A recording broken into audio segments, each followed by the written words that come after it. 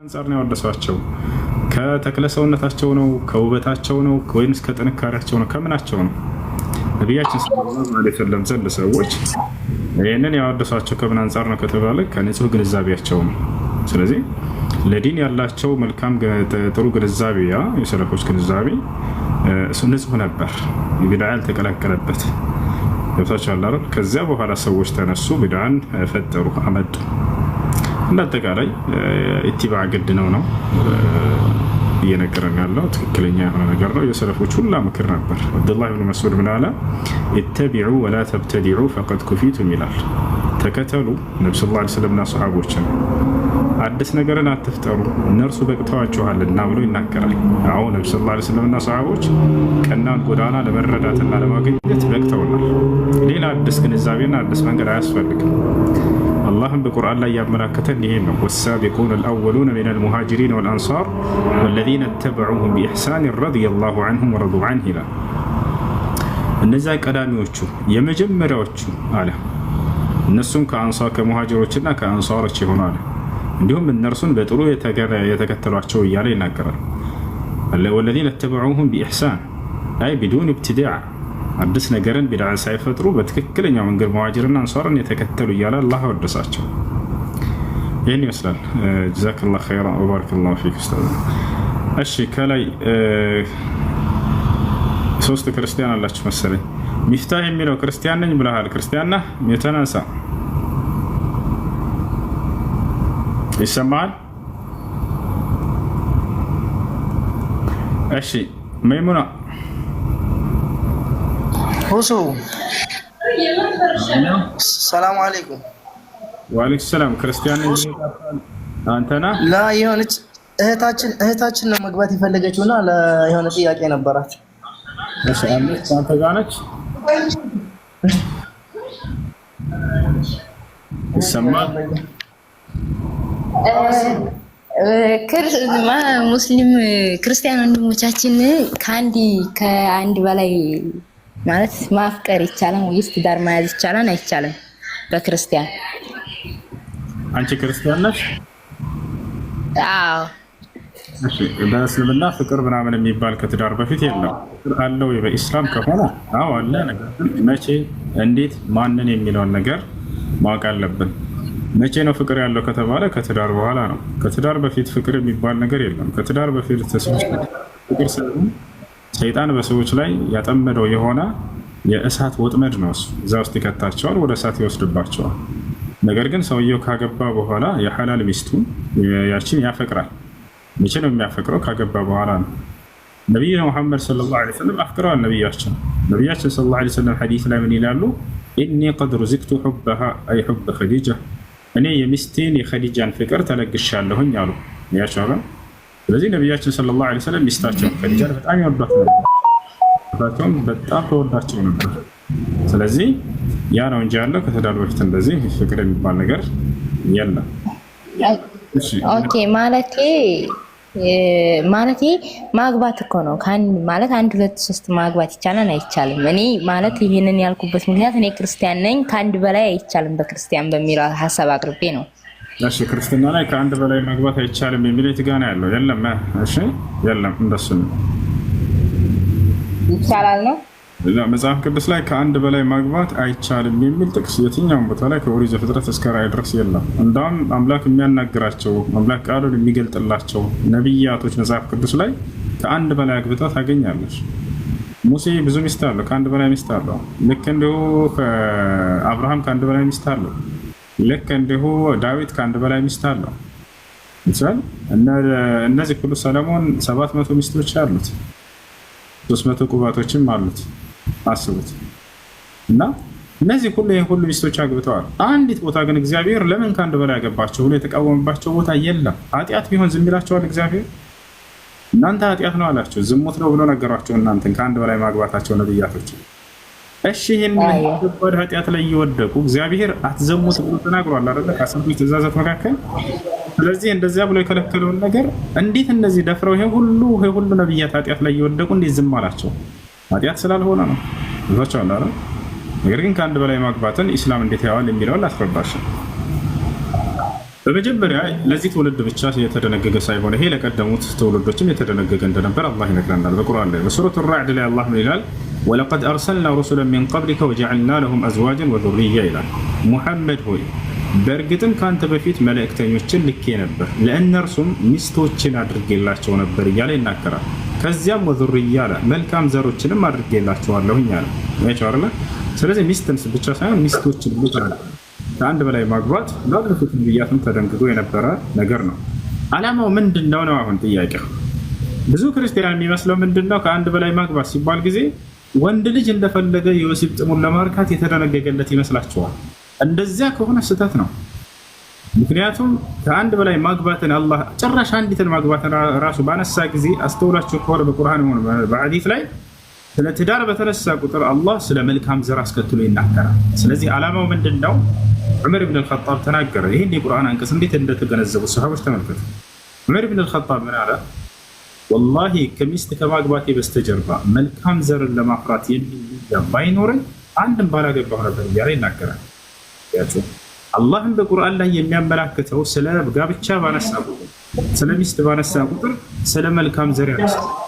ታቻለ አይደል? والذين يقولون ربنا هب لنا من ازواجنا وذرياتنا ይላል። ولقد ارسلنا رسلا من قبلك وجعلنا لهم ازواجا وذرية ስለ መልካም ዘር ቀጥሎ ያነሳል። ስለዚህ ሙስሊም አንድም ሆነ ከዚያ በላይ እንዲያገባ የተደረገለት መልካም ዘርን አፍርቶ በምድር ላይ የአምላክን ሕግና ስርዓት ጠብቀው የሚሄዱ የነቢያትን ውርስ ወርሰው ለትውልድ የሚያነጹ የሚያስተምሩ ትውልዶችን ለማፍራት ይሄ ነው ዓላማው። ወጣቻለ አይደል? ይሄን ግን ወደ መጽሐፍ ቅዱስ ብንወስደው ነው ዓላማው ምንድነው ከተባለ ጳውሎስ ምን ይላል? ነገር ግን እንደኔ ባታገቡ ይሻላችኋል፣ ነገር ግን ማነው እንደኔ ያላገባችሁ እንደኔ ብትሆኑ ይሻላችኋል ካለ በኋላ ነገር ግን ሰው ከሚቃጠል አስቃሏል እያለ ይናገራል። በስሜት ከሚቃጠል እዚያ ጋር ነው ለስሜት ተብሎ የሚገባው መጽሐፍ ቅዱስ ላይ ነው። አንድ ሰው በስሜት ከሚቃጠል ግን ቢያገባ ይሻለዋል ይላል። ምንድነው ዓላማው? እዚህ ጋር ነው ለስሜት ተብሎ የሚገባው መጽሐፍ ቅዱስ ላይ ነው የተቀመጠው።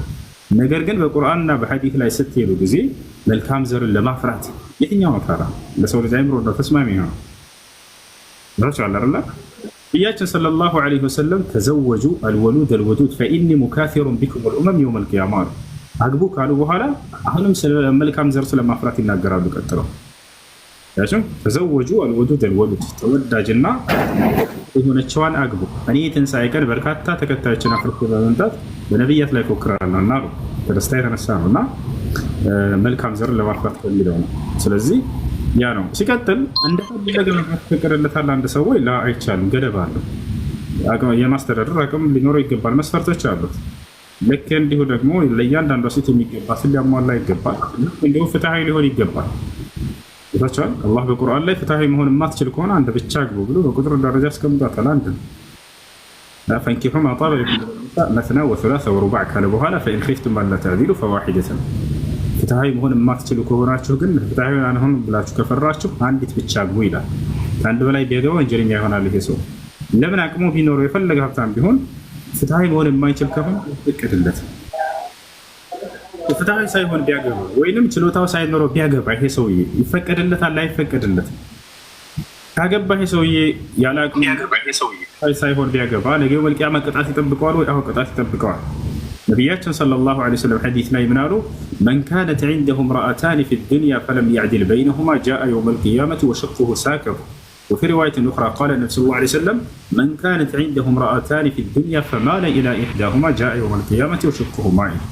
ነቢያችን ሰለላሁ ዐለይሂ ወሰለም በምድር ሲኖር አንድ ሰው ሁለት ሚስት ኖር በመካከላቸው ፍትህን ሳያደርግ የሞተ ነገ ትንሣኤ ቀን አንድ ጎኑ ወድቆ በአንድ ጎኑ ይለጥማል። ይሄ ትልቅ ቅጣት ነው። ወጣች አይደል? ስለዚህ የማስተዳደር አቅሙና ችሎታ ካለው ነው ሊያገባ የሚችለው አንድ ሰው። ያን ካልቻለ አይፈቀድለትም። ሲያገባም ዓላማው ምንድን ነው ከተባለ ከማግባት በስተጀርባ እንደ ኢስላም መልካም ዘርን አፍርታችሁ እንድትሄዱ ዘንድ ነው ያለው አምላክ። እያችሁ ይህን ግን መጽሐፍ ቅዱስ ላይ ስናየው ጊዜ ከፈለግሽ አሳይሻለሁ። ጳውሎስ አንድ ሰው በስሜት እንትን ከሚቃጠል ቢያገባ ይሻለዋል እያለ ከስሜት ጋር እያይዞ የሚያነሳው መጽሐፍ ቅዱስ ነው እንጂ ኢስላም አይደለም። እሺ ሌላ ጥያቄ አለሽ?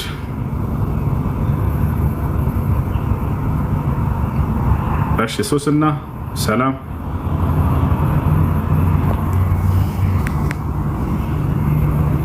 ሶስናለሽ እሺ ራስ ምታት የጠፋ ሰው ወአለይኩም ሰላም السلام عليكم ورحمة الله وبركاته. وصول دماغي أستاذك እንዴት ነህ? ورحمة الله وبركاته እንዴት ነህ? ጠፍተሃል? አዎ ጠፍቻለሁ። የዱንያ ነገር እንግዲህ ምን ታደርጋለህ? ስራው ምንም ትንፋሽ አልሰጠንም ወላሂ ከጠዋት እስከ ማታ ሩጫ ብቻ ነው። መርሐባ መርሐባ الله يكسم እሺ ኡስታዝ ከሰማኝ ሰላም ብለው ደስ ይለኛል። ኡስታዝ ሰላም አለይኩም ብያለሁ። ወአለይኩም ሰላም ወራህመቱላሂ ወበረካቱ። አማን ናችሁ? አለን አልሐምዱሊላህ። ከተል ታርቀገቡበት አይናችሁ ሁሉ ሰላም? አልሐምዱሊላህ። ባረከላሁ ፊኩም። ሁሴኑ ቀጥል። መርሐባ መርሐባ እሺ ቀጥል።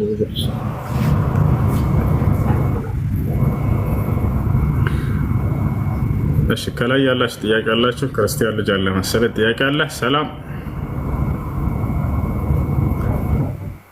ስጦታ ሰላም እንዴት ነሽ? ጥያቄ አለሽ?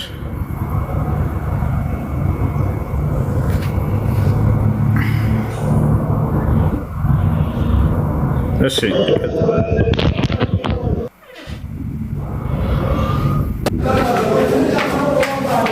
ሰላም አለይኩም። ወአለይኩም ሰላም። እኔ ጥያቄ አለኝ። እሺ ጥያቄ ምንድን ነው?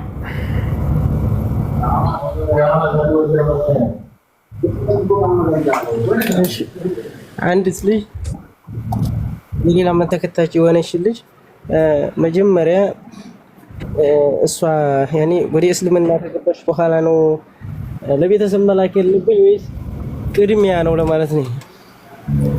ሰልማ ልትሰልም ፈልጋ ልታገባት ፈልጋ ነው? ሸበካ ይዞኛል እኔ ነው መሰለኝ። አልሰለመችም ልጅቱ ገና? ውሱ እሺ እየሰማህ ነው? ልጅቱ አልሰለመችም ያልከው?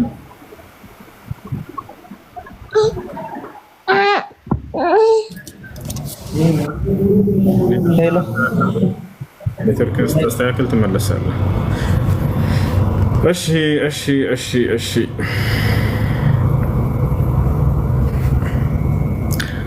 አዚዝ ጥያቄ አለ?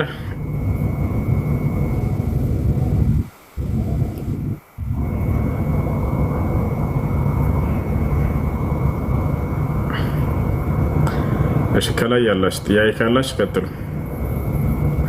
አዚዝ ኤሚ ሀበሻ ሰላም አለይኩም። ወአለይኩም ሰላም። እሱ ሁለት ጥያቄ ነበረኝ። እሺ እዚህ ያለውበት የምኖርበት ቦታ አፕሊኬሽን ተጠቅመን ነው የምንሰግደው ማለት ነው። አዛን አይለኝ እና እስካሁን እንደዛ ነበረ። በቅርቡ አልሐምዱሊላህ አዲስ መስጊድ ተሰርቷል እና የእነሱን የመስጊዱን ሰዓት ደግሞ ስናየው ከአፕሊኬሽኑ ጋር የተለያየ ሰዓት ነው አዛን የሚለው ማለት ነው። እሺ መስጂዱን ተከትላችሁ ስገሩ እና ያክል መራራቅ አይመስለኝም። ተወሰኑ ደቂቃዎች ናቸው የሚሆነው። በአጠቃላይ መስጂዱን ጊዜውን እና ወቅቱን ጠብቆ አዛን የሚያደርግ ከሆነ እዛ ነው መስጊድ ያለባቸው። የመስጂዱን ተከትላችሁ ኦኬ። ሎኬሽኑ ግን የሚለው እዚህ ነው፣ ግን የአፕሊኬሽኑ 1 ሰዓት ነው 30 ደቂቃ 40 ደቂቃ ያረፍዳል። ጊዜውን ጠብቆ የሚያደርግ ከሆነ የዚያ መስጂድ አዛን ያንን አዛን ተከትላችሁ ነው የምትሰግዱት። አፕሊኬሽኑ ላይ ይችላለች። እሺ ሁለተኛው ጥያቄ ደግሞ አሰጡሽ። እሺ ነጥብ አሊ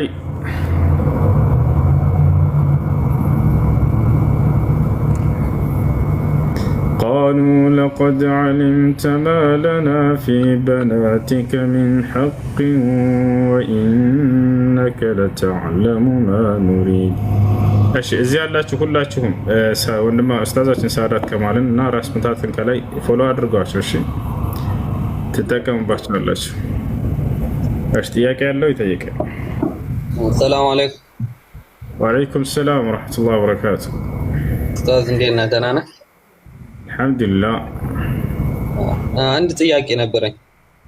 እሺ ጥያቄ ይሄ መውሊድ የሚያከብሩ ሽርክ የሚያስኬዱ አሁን መስጊዶች ጋር አሉ ሀገራችን ላይ እና አሁን ተከትሎ መስገድ እንዴት ነው? ሽርክ የሚሰራ ኢማምን ተከትሎ መስገድ አይቻልም በፍጹም። እሺ አሁን እሱን ባናቅ መውሊድ ምናምን ጫት የሚቅሙ ከሆኑ እንዴት ነው ተከትሎ መስገዱ? እንዴት ነው የምናውቃቸው? ይሄን ማለት መስገዱ ከሽርክ በታች የሆኑ ስራዊ ጥፋቶችን አስመልክቶ ለሁለት ይከፈላሉ። እንደተጠቃላይ ከእስልምና የሚያስወጣ የሆነ ስህተት ካለባቸው እነዚህ ሰዎች በፍጹም እነዚህን ተከትሎ መስገድ አይቻልም።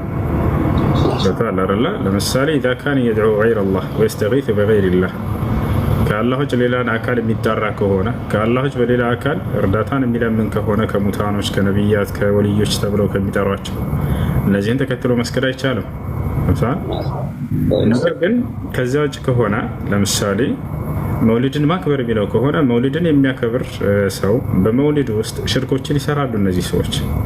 ለምሳሌ ነቢያችን ሰለላሁ ዐለይሂ ወሰለምን እናወድሳለን ወይም እናመሰግናለን መድህ እናደርጋለን በሚል ስም የሚሏቸው ግጥሞች ላይ ሽርኮች አሉ ብታዩ።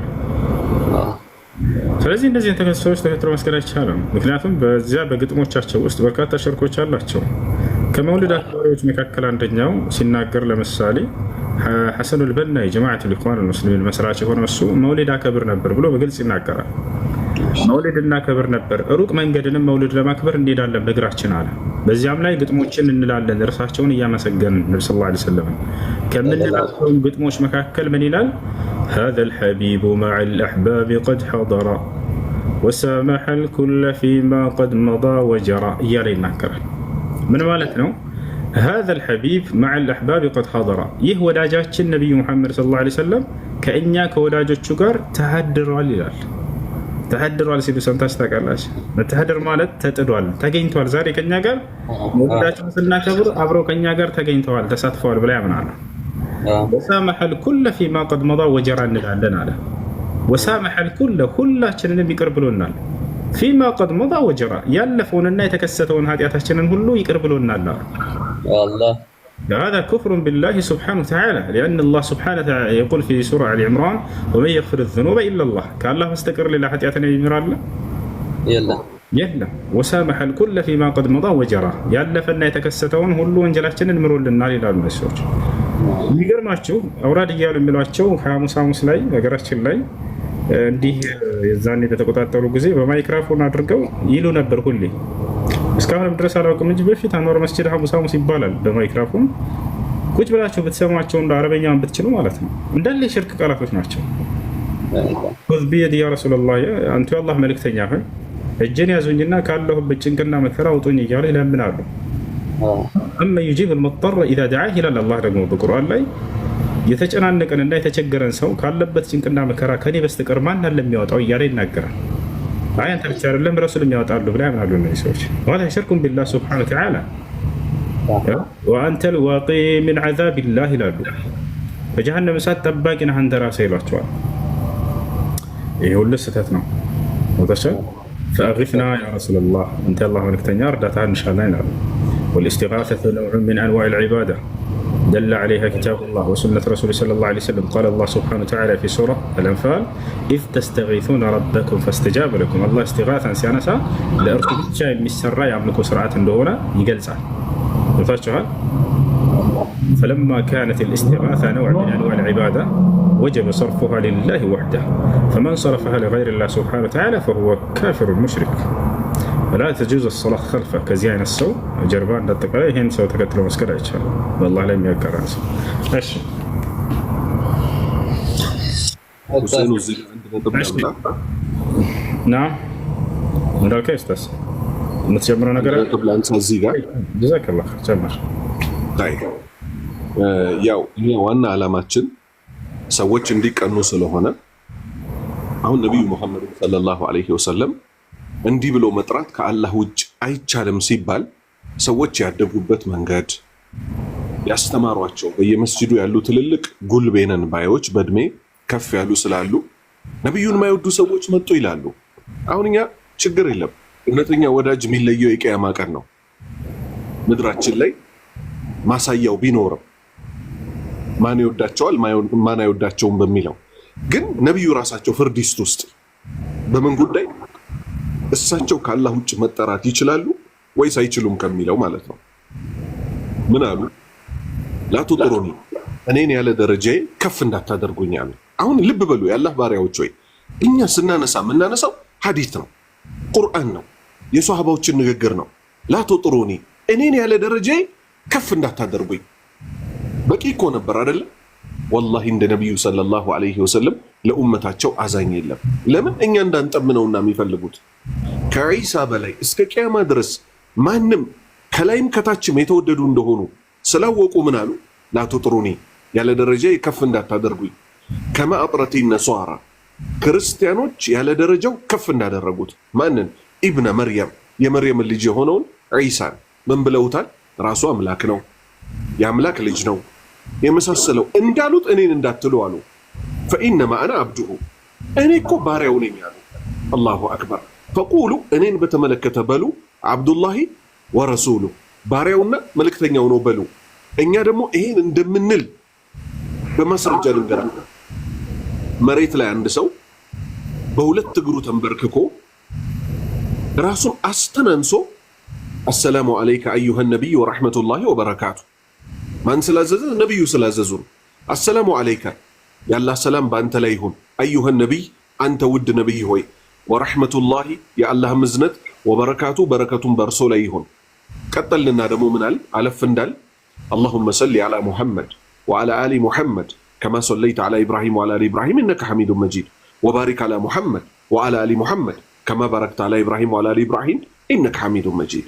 ስለዚህ ወንድምና እህቶቼ ሆይ ለዒሳ ካልተቻለ ክርስቲያኖች ለሚያመልኩት እሱን ማምለክ ካልተቻለ ያውም ልብ በሉ ዒሳ በሕይወት አለ። የት? ሁለተኛው ሰማይ ላይ ተመልሶ ይወርዳል። መቼ? ቅያማ ሲደርስ። ነቢዩ ሙሐመድስ ሰለላሁ ዐለይሂ ወሰለም ሞተዋል። አይሻ ቤት መዲና ተቀብረዋል። ግን ሁለቱም የአላህ ባሪያዎች ናቸው። አላህ ምን አለ? ዒሳን አስመልክቶ በል ተብሎ ኢኒ አብዱላህ አለ። እኔ እኮ የአላህ ባሪያ ነኝ። አታኒ አልኪታብ መጽሐፍ ሰጠኝ። ምን ማለት ነው? ነቢዩ ሙሐመድን ሰለላሁ ዐለይሂ ወሰለም መልእክተኛ እንዳደረጋቸው ለእሳቸው መጽሐፍ ሰጥቷል፣ ለዒሳም መጽሐፍ ሰጥቷል። አታኒ አልኪታብ ወጀዐለኒ ነቢይ ያደረገኝ። ወአውሳኒ ኢኒ አብዱላህ ደግሞ እኔ ባሪያ ነኝ። ነቢዩንም ምን እንዳላቸው አልሐምዱሊላሂ አለዚ አንዘለ ዐላ አብዲሂ። ስለዚህ ዒሳ ታላቅ ምሳሌያችን ነው። ለዒሳ ካልተገባ ልደቱን ማክበር የነቢዩ ሙሐመድንም ልደት ማክበር አይቻልም። ሰዎች ምን ይላሉ ታዲያ? እንዴት እናስታውሳቸው? እሳቸው ሲወሱ እንዴት ትጠራላችሁ፣ እንዴት ትጠላላችሁ ይሉናል። አረ ክሳችሁንም ወቁት። ወላሂ ከእንቅልፋችን ከተነሳንባት ሰዓት ጀምሮ ምን እንላለን? እሳቸው ያስተማሩንን ይዘን አልሐምዱሊላሂ አለዚ አሕያና ባዕደማ አማተና ወኢለይሂ አንሹር። ማንን አስታውሰን አልረሳናቸውም። ሐታ ሰው ሞቶብን ቀብር ውስጥ ስናስገባ እኛ ሞተን ሰዎች ሲያስገቡን ቢስሚላህ አላ ሚለቲ ረሱሊላህ ባላህ ስም በመልእክተኛው መንገድ ብለው ነው የሚያስገቡን። እና ብዙ ሰው ከመውሊድ ሊወጣ ይገባዋል። እሳቸውን ማስታወስ ብቻ አይደለም ዋናው ዓላማ፣ ሰዎችም ባላህ ላይ አምፀው የአላህን ስልጣን ለነቢዩ ሙሐመድ መስጠት ነውና። ደግሞ ቢድዓ አንድ ጊዜ እሺ አንበል፣ በቃ አንስማማ። ከተስማማንላቸው በኋላ በዛ ይቆሙ። ራሳቸው አህባሾች ምን ይላሉ? አላህ ይምራቸውና የአብሬቶች መውሊድ ረጀብ ላይ ነው የሚከበረው፣ የመጀመሪያዋ እሁድ ላይ ነው የሚከበረው። ምንድነው ማስረጃችሁ? ይሄ ለአብሬት ሼኾች ነው ሲባሉ አይደለም አሉ። እና ታዲያ ለማን ነው ሲባሉ የነብዩ መውሊድ እኮ ነው አሉ። እንዴ ነብዩ እኮ በረጀብ አልተወለዱም ሲባሉ ምን አሉ? ረጀብ ማለት እሳቸው የተጸነሱበት ነው አሉ።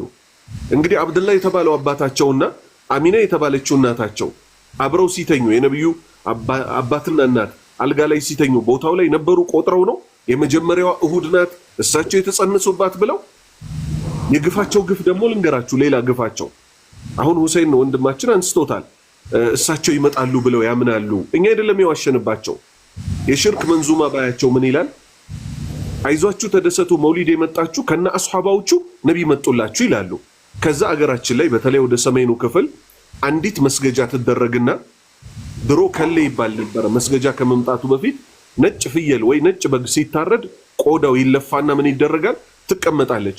ነብይ ከነ አስሐባዎቻቸው ሲመጡ እዚህ ነውና የሚቀመጡት አንድ ሰው እንዳይቀመጥበት ይባላል። አሁን ልብ በሉ ነብዩ ሰለላሁ ዐለይሂ ወሰለም 100 ምናምን ሺህ ሷሃባ ተሰብስበው ማለት ነው አንድ መስገጃ ላይ ተቀመጠ ማለት ልክ የህፃናት ፊልም ላይ አክተሩ እኮ ያንን ሁሉ ህዝብ ወደ ጉንዳንነት ቀየረው እንደሚባለው ለጉንዳኖች እንኳን 100 ሺህ ጉንዳን ለማይበቃው ቦታ ነብዩ ከነ ሷሃባዎቻቸው ሲመጡ እዚች መስገጃ ላይ ነው የሚቀመጡት ይላሉ። ወንድሞቼ እሳቸውን ወደድን ብለን ሰይጣን አይጫወትብን። እዚሁ ሀገራችን ላይ ነው የሰማችሁት። ደጋግሜ ድምጽ ፋይሉን ለቅቄ ያለው ከነብዩ በፊት 39 ነብያትን ጸጉራቸውን የላጨ ነብያችንንም ጸጉራቸውን 40 የላጨ ሰው እኮ አበልቃሲ የሚባል ኢትዮጵያዊ ሰው አለ ብለው በድምጽ ፋይል ነው የለቀኩት። ስለዚህ እንውጣ፣ ሱናን እንወቅ። ማንም ድሪቶውን ሲያደራብን ክህደትን ሲያሸክመን አሜን ብለን ልንቀበል አይገባንም። ዲናችንን ከተማር ማንም አይጫወትብንም ወንድሞቼ። ሼህ ሙሂዲን የሚባለው ወሎ ገታ ላይ ያለው ሼህ አሁን በቅርብ ቀን የለቀኩት ደግሞ የድምጽ ፋይል አለ። ምን ይላል? ቀላል ሰው እኮ መሰልኳችሁ አታቆኝም። ነብዩ ሲወለዱ እኮ በድምጽ ተጠጃለሁ አለ። ቦታው ላይ ነበርኩ አለ። በቡራቅ ደግሞ ወደ ቤተል መቅዲስ ሲሄዱ አብዱል ቃድር ጄላኒ ያኔ ስላልተፈጠሩ አለ። እሱ ግን ከሳቸው በፊት ተፈጥሮ ማለት ነው። የአብዱል ቃድር ጄላኒን ሩህ ልክ እንደ ደረጃ ተውጣተው ነው ቡራቅ ላይ የወጡት። ቡራቋን ቀድሟት ደግሞ የት ሄደ? ቤተል መቅዲስ። እዛ የተሰበሰቡት ሰዎች ምን ይላሉ? አጀብ እያሉ ይሰማሉ። ስለዚህ በተለይ እኔ ወንድሞቼ ሰሜኖችን ትጠላለህ እንዳትሉኝ፣ እኔም ከሰሜን ነኝ። በአባቴም በእናቴም ዘርን መካድ አይቻልም። ዘሬንም መቼም ቢሆን አልክድም። አማራ ክልል ላይ ግን በጣም ልንለፋ ይገባናል። እዛ ክልል ላይ ያለውን ሽርክ ሁላችንም ታግለን በጣም ልንለፋ ይገባናል። ኦሮሚያ ላይ ያሉ ወንድሞቻችን ኦሮሞ ክልል ላይ ያለውን ሽርክ ወገባቸውን አስረው ኦቦሌሳን ኬኛ እያሉ ምን ማድረግ አለባቸው? ዳዕዋቸውን ማድረግ አለባቸው። ትግራይ ላይ የትግራይ ዱዓቶች፣ በጉራጌ በስልጤ በዚህ መልክ ከታገል ኡማው በጠቅላላ አንድ አላህን በብቸኝነት ካመለከ ነብዩን ብቸኛ ነብዩ አድርጎ ከተከተለ እስልምና ሃይማኖትን ብቸኛ የተድላው ምንጭ አድርጎ ከተንቀሳቀሰ አላህ ይረዳናል። እንማር፣ እናስተምር። ይሄን ለማለት ነው ወንድሜ። አፉ በላይ እንግዲህ ጀዛከላሁ ኸይራ ወባረከላሁ ፊክ። ደስ የሚል ምክር ነው። አላህ ይባርክ ፊክ። እሺ ቀጥሉ። አንዲት ደግሞ ጥያቄ ያለችኝ ደግሞ በጣም ብዙ ጊዜ ራሴ ላይ የምትመላለስ ስጁድ ለሰው አይወረድም ይባላል። ጉልበት መሳም ለእናትህ እንዴት ነው? ለእናትህ ዝቅ ማለት እሱን ለማድረግ ብሎ ነው አብዱላህ ነው ሁዘይፋ ብን የማን ነቢያችን ሰለላሁ ዐለይሂ ወሰለም በላኩት ጊዜ አው ሙዓዝ ብን ጀበል ከሁለት አንዳቸው መጥቶ ሊያጎነብስላቸው ፈለገ። እንደዚህ ዝቅ ብሎ ሊስም እርሳቸው ነቢያችን ሰለላሁ ዐለይሂ ወሰለም ከለከሉት። ምን እያደረክ ነው አሉት። አክብሬያቸው ዝቅ ብዬ ምናምን አለ። በቃ ነቢ ሰለላሁ ዐለይሂ ወሰለም ኢነሁ ላ ዩርከዑ ኢላ ሊላህ አሉት። ከአላህ በስተቀር ለሌላ ለማንም ዝቅ አይባልም ብለው ከልክለውታል። ስለዚህ አይቻልም፣ አይፈቀድም። ግንባሯን ልትስማ ትችላለህ። ዝቅ ያለ ቦታ ከሆነ ተቀምጣ ከሆነ እሷ የዛን አንተም ዝቅ ብለህ ባለችበት ደረጃ ልትስም ትችላለህ እንጂ እንዲህ እግር ላይ ሄዶ እስከ መውደቅ ድረስ በዚህ መድረስ ተገቢ አይደለም። ነቢያችን ሰለላሁ ዐለይሂ ወሰለም ከአላህ በስተቀር ለሌላ ለማንም እንዳታጎነብሱ ብሏል። ኢነሁ ላ ዩርከዑ ኢላ ሊላህ።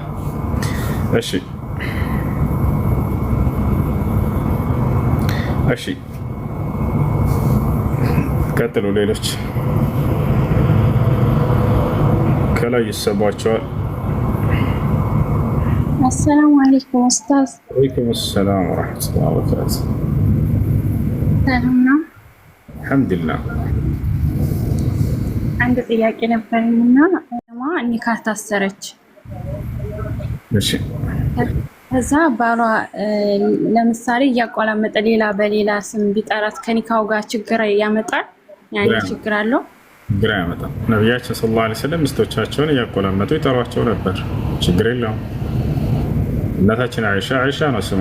ያ አይሽ እያሉ ያ ሁመይራ እያሉ እያቆላመጡ ይጠሯት ነበር። ስለዚህ ባል ሚስቱን ወይንም ልጆችን አቆላምጦ ቢጠራ ችግር የለውም። ዘይነብ የምትባለው ልጃቸውን ያዝ ወይንብ እያሉ እያቆላመጡ ይጠሯቸው ነበር። ስለዚህ ባል ሚስቱን አቆላምጦ ቢጠራ ተወዳጅ ነው። እንዳው እሷን የሚያስደስታትን ነገር ሐራም እስካልሆነ ድረስ እሷን የሚያስደስት ነገር ያደርግላት። እሺ ከዚያ መካከል ሴቶች መመስገን፣ መወደስ፣ አቆላምጦ እንዲጠራቸው ይወዳሉ አይደል? ያ ነው። እሺ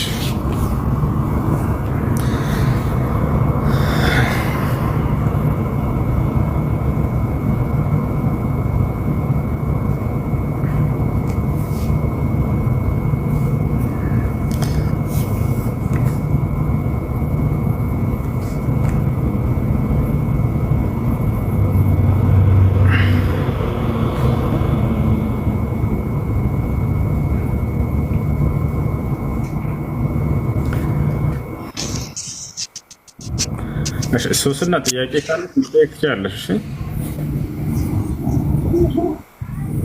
እሺ አሰላሙ አለይኩም ወራህመቱላህ። ወአለይኩም ሰላም ወራህመቱላህ ወበረካቱ።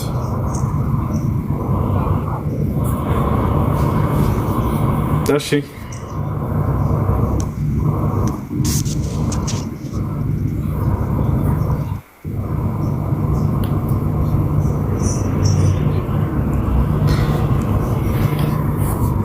ኡስታዝ አንድ ጥያቄ ነበረኝ። አንድ ሰው ሐፊዝ ለመባል ምን አይነት ደረጃ ላይ መድረስ አለበት? ሙሉ ቁርአኑን አክትሞ በሂፍዙ ስለጨረሰ ብቻ ነው ወይስ ሂፍዝ ያፈዘ ማለት ሸመደደ ማለት ነው? ሙሉ ቁርአንን ሸምድዶ የያዘ ሰው ሐፊዝ ተብሎ ይጠራል። ቁርአን ሂፍዝ እኔ ትክክለኛ ሐፊዝ ብዬ የማስበው መሆን ያለበት ቁርአንን በደንብ አድርገው ያዝ። ብዙ ሰዎች ቁርአንን ያፍዛሉ፣ ሙራጃ ኑሯቸው የሚይዙ ግን ሙስሊሞች ናቸው። ቁርአንን በየትኛውም ጊዜና ሰዓት ቢጠየቅ ከዚያ አንስተው ቀጥሎ ሊቀራ የሚችል እስከዚያ ድረስ መሆን አለበት። እንደዛ አድርጋችሁ ካፈዛችሁ በደንብ አድርጋችሁ አፍዙ። ቦታችኋል። አንዳንድ ሰው ያፍዝና ይተዋል። መተው ተገቢ አይደለም። وقال الرسول يا رب إن قوم اتخذوا هذا القرآن مهجورا ይህን ቁርአን የተተው አድርገው ህዝቦች የያዙት ብለው ነብዩ ሰለላሁ ዐለይሂ ወሰለም ስሞታን ሁሉ እስከ ማቅረብ ደርሰዋል ወደ አላህ። እና በደንብ አድርጋቸው ሐፍዙ። ሐፊዞች ሙራጃ የሚባል ነገር አደራ አደራ። قال النبي صلى الله عليه وسلم تعاهدوا القرآن فإنه أشد تفلتا من الإبل المعلقة ነቢያችን ሰለላሁ ዐለይሂ ወሰለም አደራ ቁርአናችሁን ተጠባበቁት አሉ፣ እንዳይጠፋባችሁ ከጭንቅላታችሁ። እርሱ ከታሰረች ግመል የበለጠ አፈትላኪ ነውና ብለው ተናገሩ። ግመል አስራሃት ያንን ፈታ የምታመልጥ ነች በባህሪዋ ጉልበት ስላላት ካልተቆጣጠርካት ማለት ነው። ከዛሊክ ልክ እንዲሁ ቁርአንም ሙራጃ ካላደረግከውና ካልተቆጣጠርከው ቶሎ ሊጠፋ ይችላል ከጭንቅላትህ ነው። እና ተጠባበቁት ሙራጃ በማድረግ ብለው ነብዩ ሰለላሁ ዐለይሂ ወሰለም ተናግረዋል። ለዛ እንዲያግዛችሁ ነገር ደግሞ ምን ብለዋል በሐዲስ ላይ ነብዩ ሰለላሁ ዐለይሂ ወሰለም إن العبد إذا قام بالقرآن بالليل ما ينساه وإذا لم يقم به ينساه كما قال النبي صلى الله عليه وسلم አንድ ባሪያ የሐፈዘውን ቁርአን በሌሊት ከቆመበት ከሰገደበት አይረሳውም አሉ። ነገር ግን የማይሰግድበት ከሆነ ይረሳዋል አሉ። ስለዚህ አደራ የሌሊት ሶላትን ቁርአንን እንዳትረሱት ከሚያደርጋችሁ መካከል አንደኛው እሱ ነው። እሺ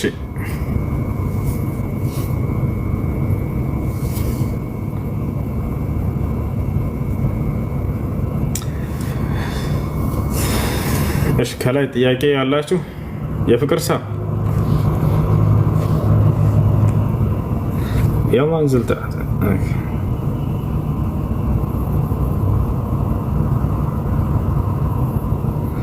አንተ እንዴት ነው ያፈስከው? ከዚህ በፊት ነግሬያቸዋለሁ እንዴት እንዳፈስከው። ከዚህ በፊት ነግሬያቸዋለሁ አይደል? አዳምጡት ይላቸው። የሌሊት ሶላት ስንት ረካ ነው የሚሰገደው?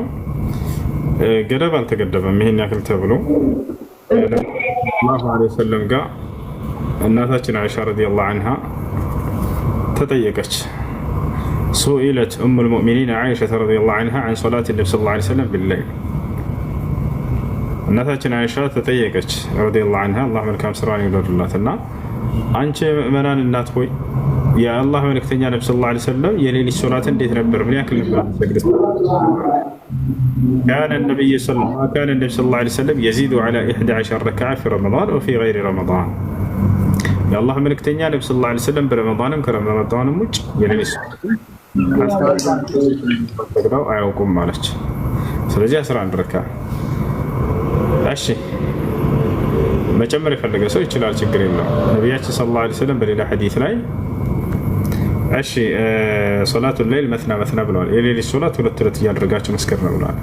እሺ ሶስና ሰላም ሶስና አለሽ? ሄሎ ሄሎ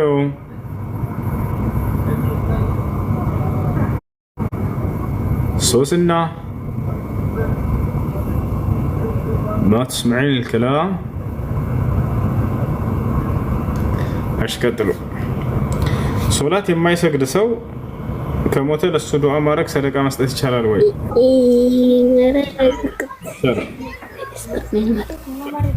عندي كوي يحسالك دم تسمع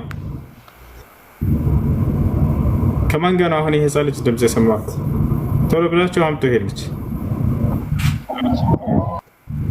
ማን ጋር ነው ያለው? ህፃኑ ልጅ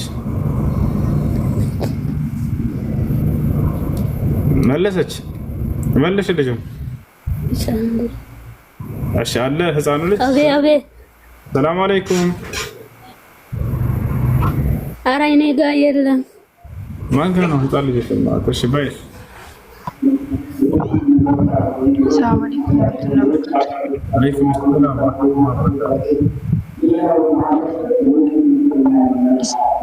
ይሰማል? ሰላም አለይኩም ወአለይኩም ሰላም ይሰማል።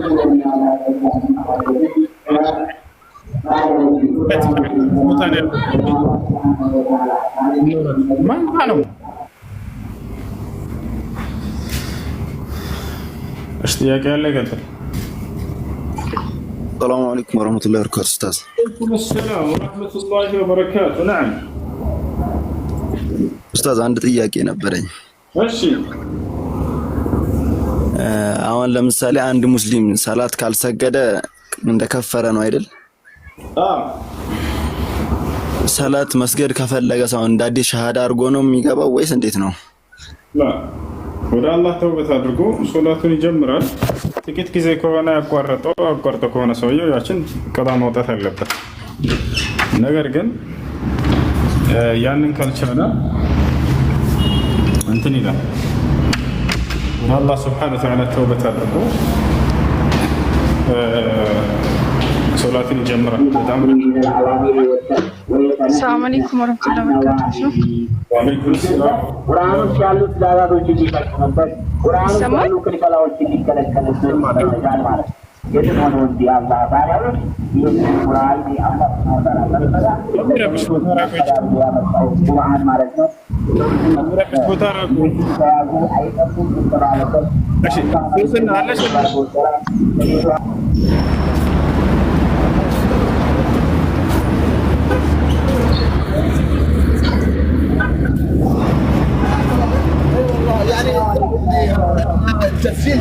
እሺ ወንድማችን ጥያቄህ ምንድን ነው?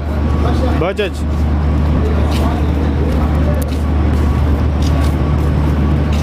አቦይን ሰፈር ላሳያችሁ በኋላ ይህን ያበደ ሰፈር ነው። ተመልከቱ። ሹፉ ያ ጀማዓ ያ ሰላም። ሶስና ካለሽ መናገር ትችላለሽ። እሺ ይታያችኋል። ዱባይ ምድራዊ ገነት። ይቅርታ ሁሉም ዱባይ አይደለም፣ የኛ ሰፈር ብቻ ነው። እሺ እዚህ ሰፈር ካልመጣችሁ ዱባይ መተናል እንዳትሉ፣ ዱባይ ያላችሁ ሰዎች እከሳቸዋለሁ ወንጀለኛ ናቸው ብዬ። ይህ ሰፈር ያላየ ሰው ዱባይን አይቻለሁ እንዳይል ወንጀል ነው፣ ያስጠይቃል ከኔ ዘንድ። በትልቁ ነው የምከሳቸው።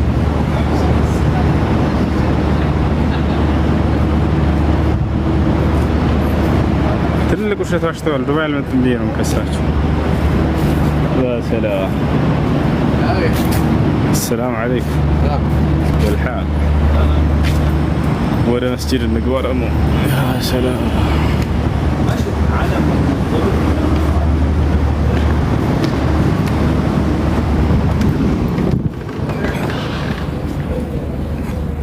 يا كشوف والسلام في الحال